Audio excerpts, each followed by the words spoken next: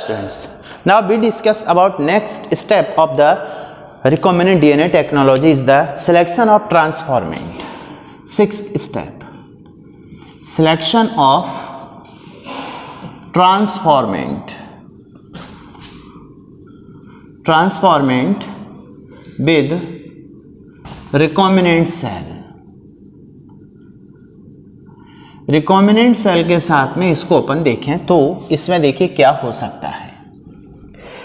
Actual में क्या है, रिकॉम्बिनेंट और नॉन रिकॉम्बिनेंट को आइडेंटिफाई करने के लिए सिलेक्टेबल मार्कर का यूज किया जाता है। सिलेक्टेबल मार्कर किसी भी प्लाज्मिड में या तो एंटीबायोटिक रेजिस्टेंट जीन होगा या फिर दूसरा enzyme producing gene, LAC-Z gene, इसके थ्रू आइडेंटिफाई करते हैं कि किस प्लाज्मिड के साथ में desired gene, foreign gene, alien gene bind हुआ है या नहीं, मीन्स उसका रिकॉम्बिनेशन हुआ है या नहीं, मीन्स RDNA बना है या नहीं। इसको देखने के लिए दो टाइप के मेथड थे, एंटीबायोटिक रेजिस्टेंट जीन और दूसरा LAC-Z जीन। ये बात पहले अपन डिस्कस कर चुके हैं।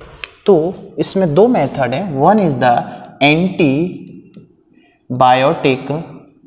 रेजिस्टेंस जीन, इसके थ्रू पता लगाते हैं, और दूसरा है इसी में enzyme producing gene like LAC-Z। तो first we discuss antibiotic resistant gene.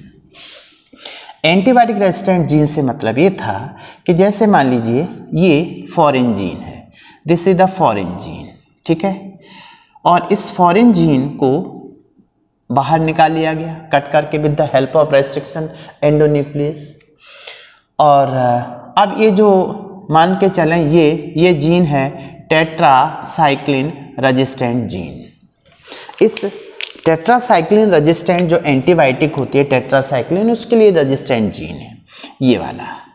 अब इस जीन पर प्रेजेंट होती है रिकॉग्निशन साइट, यहां प्रेजेंट है रिकॉग्निशन साइट। रिकॉग्निशन साइट पर बाइंड होता है स्पेसिफिक रेस्ट्रिक्शन एंडोन्यूक्लियस। मान लीजिए ये रेस्ट्रिक्शन एंडोन्यूक्लियस एंजाइम है, this one is the restriction endonuclease enzyme, और ये एंजाइम बाइंड हो गया किस पर, ये बाइंड हुआ इस रिकॉग्निशन साइट पर। तो इस साइट को कट करेगा, इस साइट को कट करेगा ये, जैसे मान के चलें ये जीन है तो ये जीन अब यहाँ कट हो गया, राइट, ये जीन कट हो गया। अब इस कट वाले प्लेस पर यहाँ ट्रांसफर करते हैं क्या, ये है foreign gene, this one is the alien gene, desired gene, foreign gene. Foreign gene को यहाँ लाइगेट करते हैं, लाइगेट करने के बाद में अब दिक्कत ये होती है कि ये जो एंटीबायोटिक रेजिस्टेंट साइट है वो इनएक्टिव हो जाती है, that is called inactive insertional inactivation. Insertional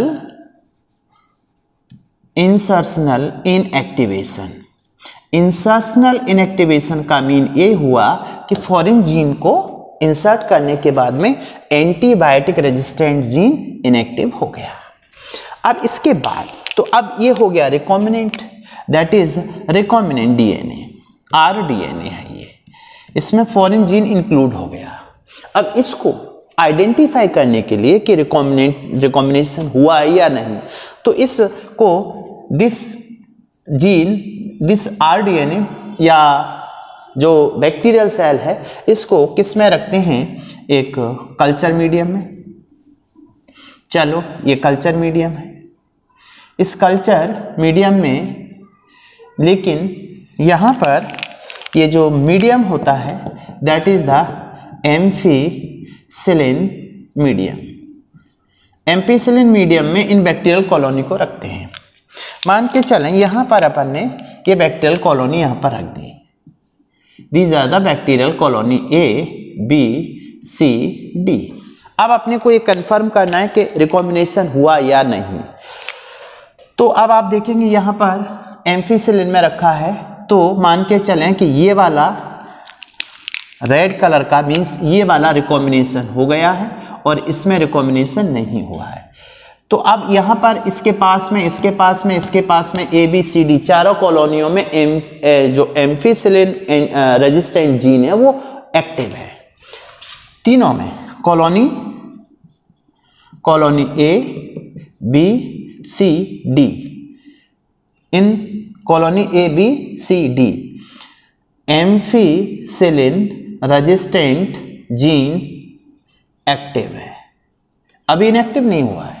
इसलिए A B C and D all grow, सभी के सभी ग्रोथ करेंगे यहाँ पर। बट अब इसके बाद क्या करते हैं, this is the ampicillin master plate, ये मास्टर प्लेट होती है। अब इस मास्टर प्लेट की रिप्लिका प्लेट तैयार करते हैं। फॉर एग्जाम्पल ये देखिए, this one is the replica plate, ये रिप्लिका प्लेट है। इस रिप्लिका प्लेट में ए बी सी डी ये सारी कॉलोनी यहाँ पर इसमें इस तरह से इसकी कॉपी चिपक जाती है। फिर इस रिप्लिका प्लेट को, this is the replica plate, replica of master plate, इस मास्टर प्लेट की रिप्लिका होती है। तो अब इसको किस में रखते हैं, इस रिप्लिका प्लेट को, इस प्लेट को प्लेस्ड इन ये जो है medium, this is the tetracycline medium में रखते हैं। अब देखना ये होगा कि जहाँ पे टेट्रासाइक्लिन वाली साइड पर इनएक्टिवेशन हो गया था इंसर्शन से, वो वाली कॉलोनी ग्रो नहीं करेगी। तो इस मास्टर प्लेट पे देखें अपन कि कॉलोनी ए बी सी और डी, इनमें से कौन कौन सी कॉलोनी ग्रो नहीं करेगी। तो जिन कॉलोनी में इंसर्शनल इनएक्टिवेशन टेट्रासाइक्लिन वाली साइड का हो गया था वो थी अपनी बी एंड डी।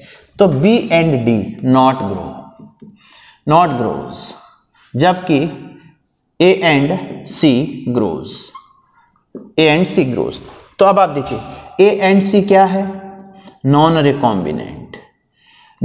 रिकॉम्बिनेंट, इसका रिकॉम्बिनेशन नहीं हुआ था, मीन्स इसकी टेट्रासाइक्लिन वाली साइड भी नॉर्मल है और एम्फिसिलिन साइड भी नॉर्मल है, इसलिए ग्रो करेगा दोनों मीडियम में।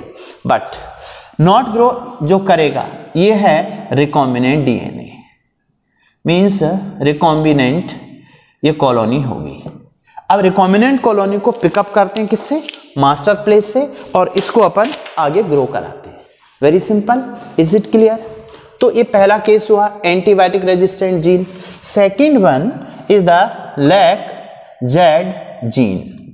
LAC-Z जीन एक्चुअल में ये क्या प्रोड्यूस करता है,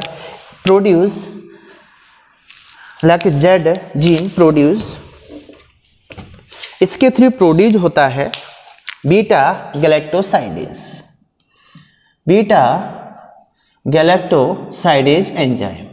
अब ये जो एंजाइम है, ये एंजाइम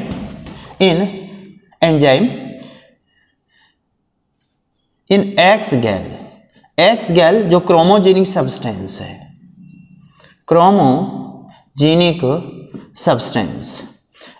या क्रोमोजेनिक मटेरियल, इसके अंदर इसने कैसा कलर दिया, ब्लू कलर आएगा। ठीक, नॉर्मल केस है, मीन्स यहाँ पे LAC-Z जीन फंक्शनल है। अब मान के चलें फॉर एग्जांपल ये LAC-Z जीन है, LAC-Z जीन।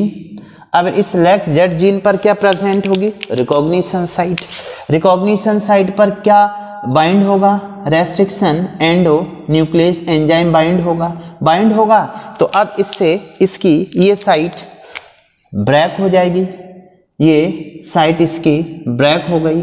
साइट के ब्रेक होने से अब ये LAC-Z जीन प्रोड्यूस नहीं होगा।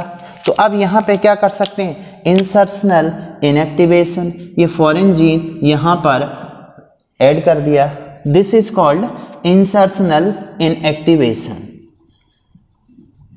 अब इंसर्शनल इनएक्टिवेशन से देखिए क्या हुआ, यहाँ पर इंसर्शनल इनएक्टिवेशन का मतलब है LAC-Z जीन नॉन फंक्शनल हो गया, तो ये रिकॉम्बिनेंट हो गया।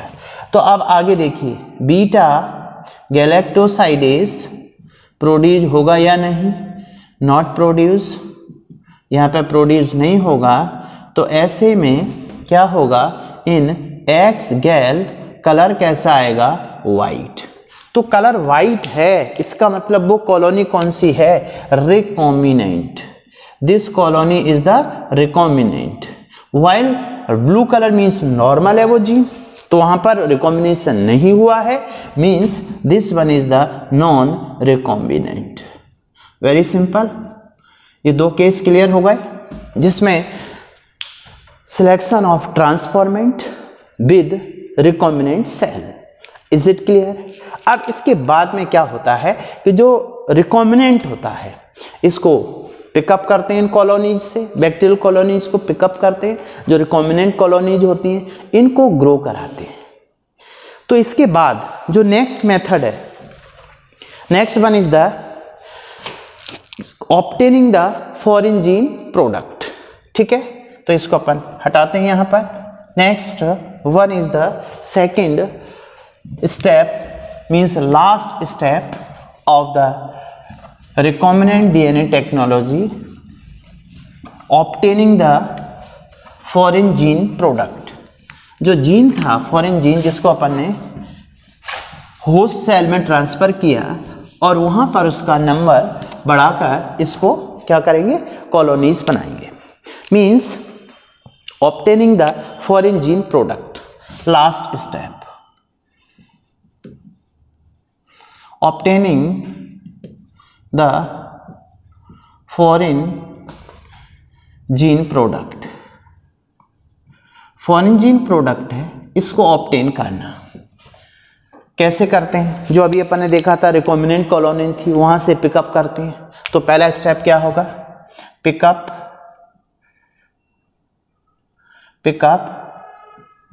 Recombinant colony.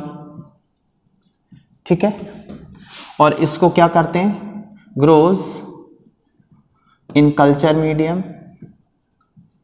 कल्चर मीडियम में इसको ग्रो करते हैं और ग्रो करने के बाद में यहाँ पर obtain product, foreign gene product, foreign gene product. ये फॉरेन जीन प्रोडक्ट ऑब्टेन होता है। अब इसके लिए क्या होता है कि जैसे मान के चलिए अपन ने यहाँ पर पिकअप द रिकॉम्बिनेंट कॉलोनी, यहाँ पर पिकअप द रिकॉम्बिनेंट कॉलोनी में मान लीजिए अपन ने नया जीन उसमें इंसर्ट किया, रिकॉम्बिनेंट कॉलोनी। रिकॉम्बिनेंट कॉलोनी कौन सी है, जिसमें मान के चले अपन ने प्रोटीन सिंथेसाइज करने वाला जीन ट्रांसफर कर दिया, प्रोटीन सिंथेसाइजिंग जीन है इस रिकॉम्बिनेंट कॉलोनी में। तो इस जीन को कल्चर करके उसका नंबर कॉपीज बढ़ाएंगे, तो जो ऑब्टेन प्रोडक्ट होगा वो क्या होगा, प्रोटीन। जैसे इस समय दुनिया में प्रोटीन ऑब्टेन किया, जैसे मरासमस, क्वासियोरकर, या जो न्यूट्रिशनल रिक्वायरमेंट होती है, तो कुल मिला के अपन ने इससे प्रोडक्ट बना लिया। अब प्रोडक्ट बनाने के बाद में इसमें इस प्रोसेस के लिए अपने को क्या चाहिए होते हैं, कुछ vessel, that is the bioreactor. तो इस प्रोसेस को अपन बायोरिएक्टर में कंप्लीट करते हैं। बायोरिएक्टर एक्चुअली क्या है, these are the large vessel होते हैं ये, और इन वेसल के अंदर जो प्रोडक्ट होता है, इन लार्ज वेसल, इसमें product near about, large vessel में near about 100 to 1000 litre product can be prepared, इसके अंदर प्रिपेयर कर सकते हैं। ठीक है, कितना, 1000 तक, 100 से लेकर के 1000 लीटर तक इसमें प्रोडक्ट प्रोड्यूस कर सकते हैं। ठीक है ना। एक्चुअल में होता क्या है, ये जो बायोरिएक्टर है, बायोरिएक्टर एजिगेटर सिस्टम होता है एक तरह का। एजिगेटर सिस्टम में क्या करते हैं कि इसमें ऑक्सीजन डिलीवरी सिस्टम, इसके अंदर एक प्रॉपर ऑक्सीजन डिलीवर्ड करते हैं, oxygen deliver system. Oxygen deliver system के अलावा इसमें कंट्रोल्ड पीएच,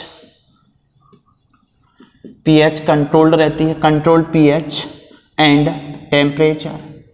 इस पर अपन क्या करते हैं कि जो प्रोडक्ट होता है, मीन्स ये जो प्रोटीन सिंथेसाइज हुई, तो लार्ज अमाउंट में प्रोटीन सिंथेसाइज हो, तो इसमें बेसिकली जो रॉ मटेरियल होता है, स्पेसिफिक रॉ मटेरियल, जैसे मटेरियल है, मान के चलें प्रोटीन बनाना है अपन को, तो इसमें होगा क्या, वेसल के अंदर जो प्रोडक्ट होता है, फॉर एग्जांपल जो भी प्रोडक्ट होगा इस वेसल में रखेंगे अपन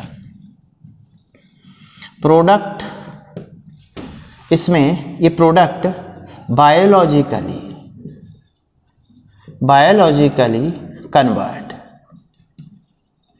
कन्वर्ट इनटू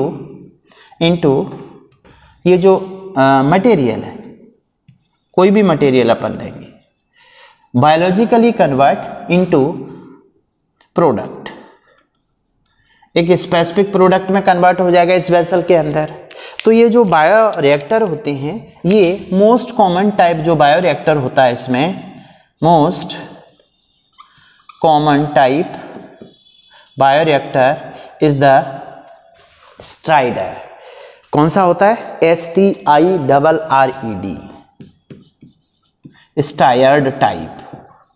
एक क्वेश्चन ही बन सकता है नीट का, स्टायर्ड टाइप का क्या होता है, bioreactor most common type.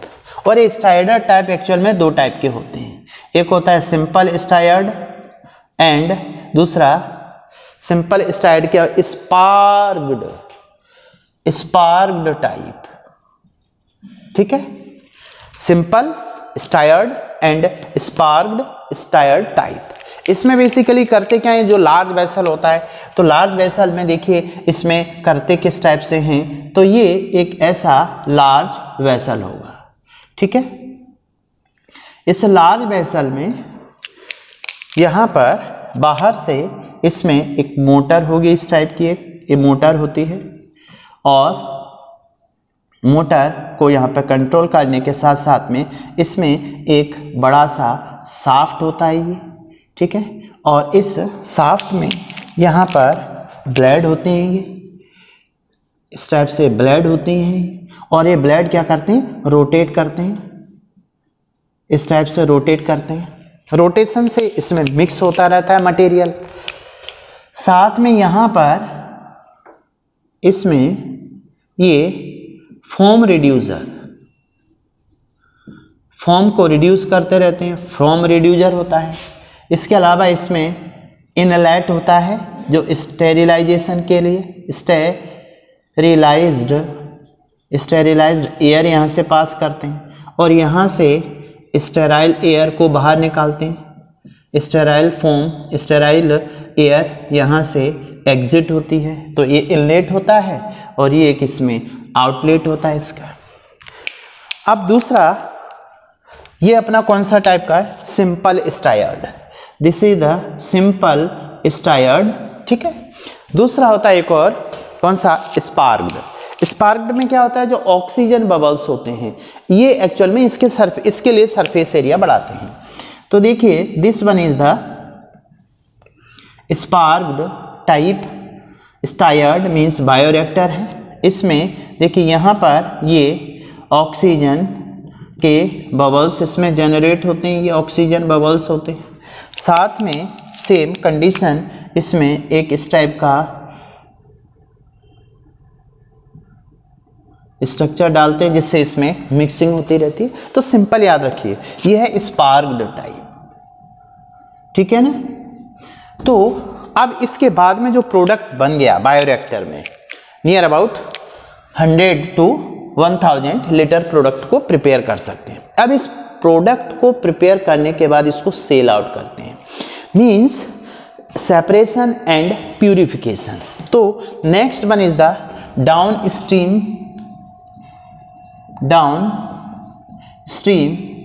Processing. Down stream processing क्या होती है?